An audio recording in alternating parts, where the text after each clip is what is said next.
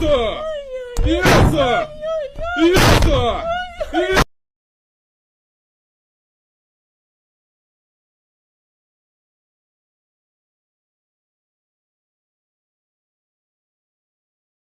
This is the world's oldest shark. We got a boomer! But how old actually is it? This absolute fossil over here is the Greenland shark. And this may come as a shock to you, but the Greenland shark is found in f***ing Greenland, man.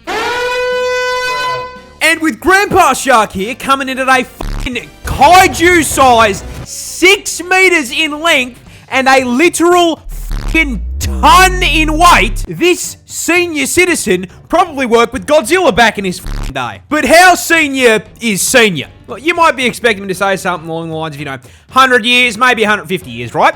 Try higher. No, not 200.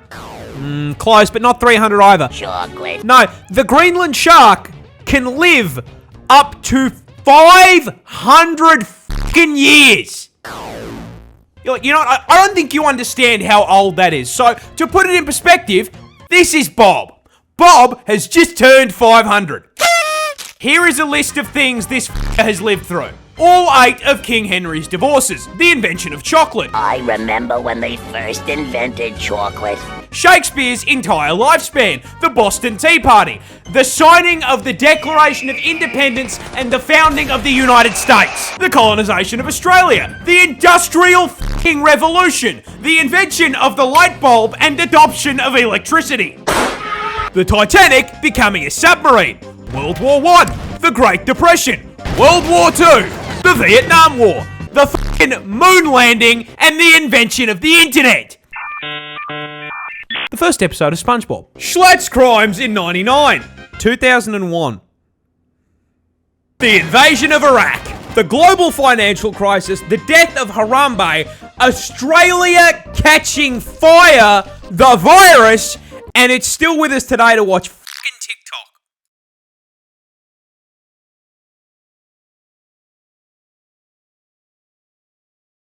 I don't think you understand just how old sharks are. We got a boomer! See, I'm not just talking individual sharks. Hammerheads, Bruce from Nemo, Jeff. Yeah! Your average shark lives anywhere between 20 to 80 years. Nothing all that special. I'm talking sharks as a species. Because as a concept, sharks are f***ing one-tricks. They have mained this class through every single balance adjustment Earth has thrown at them. From climate change, to the Ice Age, to that time God decided to punt a rock at Barney the dinosaur. Yeah, when it comes to prehistoric shark species, most people think of the megalodon. That big boy the size of a kaiju that was swimming around in the ocean around 26 million years ago. Which might sound like a long time, but as far as sharks go, this thing's a f***ing zoomer. Go back around 250 million years to the early Triassic, before the literal dinosaurs, and you'll find Helicorpion, a shark with a f***ing buzzsaw for a mouth. 250 not far back enough for you? Go back around 300 million years, and you will find Adestus, the f***ing pog shark. And if that is still not far back enough, you can go all the way back, right to the beginning, to the first recognizable shark, Doliotis problematicus, at 410 million years old. Sharks have existed for 4 times longer than Saturn has had f***ing rings. The first tree only sprouted out of the ground 385 million years ago. That means that for 25 million years, Groot's great-great-grandfather was sat in God's drafts while this f***er chased Nemo.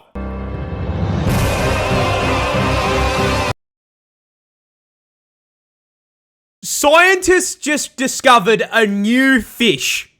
Looks fucking ridiculous. This is the bumpy snailfish, a freshly discovered species found off the coast of California. What makes this absolute specimen stick out is that it's a deep sea fish found at a depth of 3 kilometers. And I am here to tell you exactly why. Because once God finished building this thing, he took a step back, looked at it, realized exactly how fucking chopped it was, and punted that thing into the depths of the ocean where no one would ever see it again. Be free! However, thanks to the hubris of mankind, it is here before us today to take the piss out of. Look at the top of his head. I mean, fucking look at it. It is a profoundly unserious creature. I do not think a single fucking thought has ever spawned behind those eyes. Not to mention the fit on it. It looks like an aquatic, uncooked turkey with a fucking smiley face drawn on it. Coming in at a solid 3 inches in length, Bumpy here is not the only species of snailfish. There's others that look like this. However, unlike his cousins, God deemed it so that this poor little f***er would be built like a shaved testicle. The scientific term for a pair of these should be a sack. However, despite the fact that he looks like a sperm cell with a receding hairline, I love him. He's so cute. Look at that smile. That shit reminds me of Sackboy on the PS3. I know when they got his ass on camera, he looked at it and went, you know, when you showed me up, you put some of the stuffing in the wrong places, so I'm a little f***ed up. But will you take care of me forever and ever? this crab is a boxer. What's your name? Agree! That's right, stepping into the ring at 0.15 grams and a huge 2.5 centimeters in length, it's the boxer crab! You see, while most crabs use their pinchers to feed and defend themselves, the boxer crab has instead elected to spec into CQC and throw f***ing hands. And despite their completely average and not at all small size, this f***er fights in the heavyweight division, able to punch out hundreds of times its size. But how does nature's little Mac win the fights? Well, that's pretty simple. He f***ing cheats. You see, those little pom-poms aren't a fashion choice. Those are both sea anemones that the boxer crab holds in its claws to use as basically f***ing brass knuckles. Now, they get these anemones by finding other boxer crabs who have them, jumping them, and then claiming them like they are a f***ing WWE title belt. Now, if you weren't aware, anemones are venomous plant-like animals that, in order not to get eaten, sting the shit out of anything that touches them. Boxer crabs are immune to that sting, but you bet your ass that everything that tries to eat the boxer crab isn't. So, the crab and the anemone enter into a symbiotic relationship, essentially becoming an aquatic venom, with the anemone getting some of the crab's food, and the crab gaining venomous brass knuckles. So, whenever a predator gets in the ring with Crab Tyson here, he'll wait for it to get just within striking range, and then... Mr. Squidward, I should kick your f***ing ass! A lot of people are scared of snakes, but have you ever wondered what snakes are scared of? The answer is this f***ing bird. Introducing the secretary bird, native to the continent of Africa, and a prime example that being a hater pays off. Coming in at 1.3 meters tall and 4.27 kilos in weight, this lanky turkey has been purpose-built, nay, expertly f***ing engineered by the gods themselves with the sole purpose of violating the ever-loving out of any garden hose that so much as looks at it the wrong way.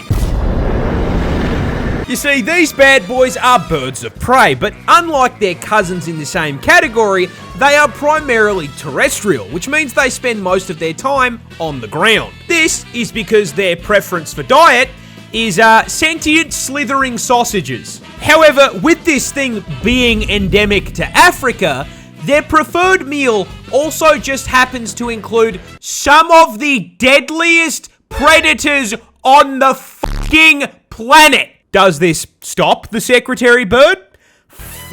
No, mate. Despite having no natural venom resistance, these absolute fucking gigachads will eat cobras, boomslangs, and black mambas without breaking a sweat. But how do they hunt these things without getting bitten? Simple. They just kick the fuck out of them.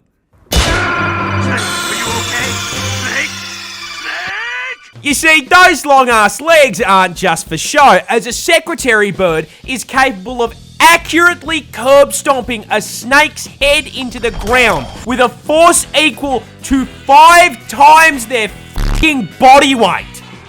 So when a secretary bird fancies a bite to eat, they start out by stomping the ground around dense vegetation. This causes snakes in the area to poke their heads out of their houses to see what the f is going on. The snake then looks up in horror as the secretary bird locks onto him, sprints over at Mach 9, and then...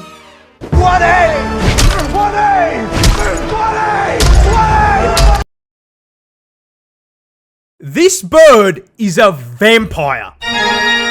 Introducing the vampire ground finch, native to the Galapagos Islands, and a great example of the horrifying affronts to the universe that evolution can produce when it decides to do a little trolling. Now you see, at first glance, this is the most boring vampire you can possibly imagine.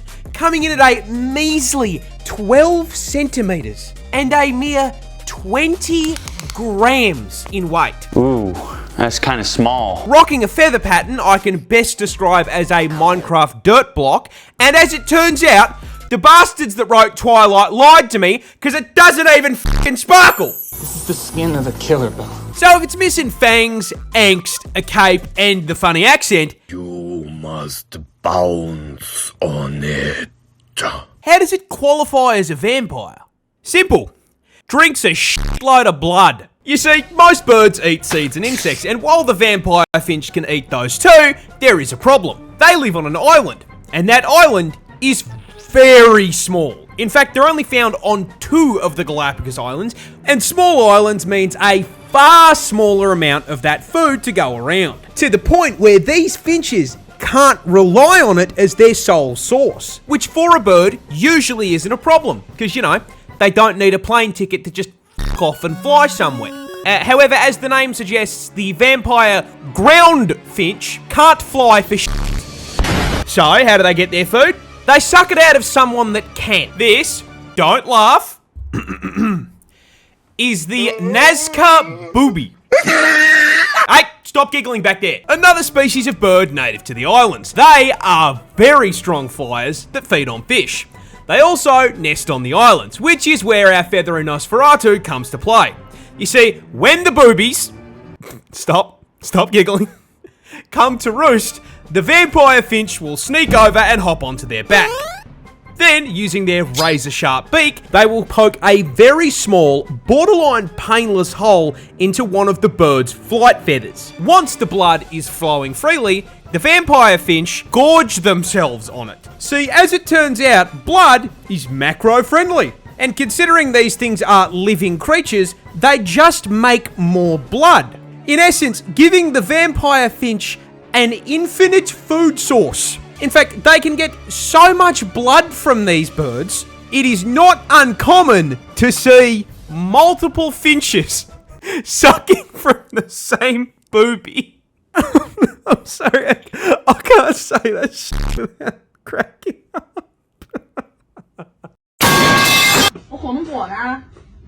老师刚买的火龙果呢？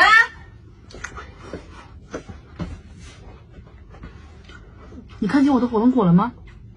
没有。这啥？不认识。